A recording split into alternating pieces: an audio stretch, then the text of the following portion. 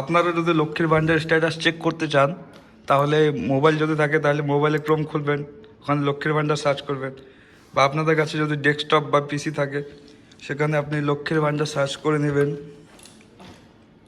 তার প্রথম অ্যাপটায় ক্লিক করবেন, তারপর এখানে দেখবেন ট্র্যাক অ্যান্ড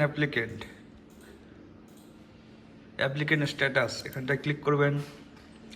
এখানটায় আপনার কাছে অ্যাপ্লিকেশন আইডি থাকলে অ্যাপ্লিকেশন আইডি দিবেন, এখানটায় মোবাইল নাম্বার যেটা মোবাইল নাম্বার লক্ষ্মীর ভান্ডার দিয়েছেন ওটা দিবেন, বা আধার কার্ড দিয়ে এখানটায় আধার কার্ড নাম্বার দিয়ে এখানটায় ক্যাপচার ফিল আপ করে এখানে আপনি দেখতে পারবেন আপনার কারেন্ট স্ট্যাটাস কী আছে। যেহেতু আমার কাছে লগ ইন আইডি আছে সেই কারণে আমি এখান থেকে লগ ইন আইডিতে এখান থেকে আমি ট্র্যাক অ্যান্ড অ্যাপ্লিকেশানে যাব, সেখান থেকে আমি স্ট্যাটাস চেক করতে পারবো। এখানটায় আধার কার্ড নাম্বার দিয়ে 1 সেকেন্ড আমি একটা ফর্ম দেখাচ্ছি আপনাদেরকে, 897542514236।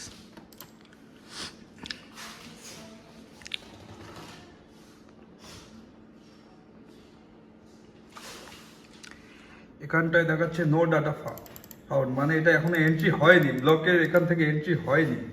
তার জন্য এটা আপনি ব্লকে কন্ট্যাক্ট করবেন এটার জন্য, সেখানে যাবেন, সেখানে নতুন করে জমা দেবেন, হয়ে যাবে আপনার কাজটা।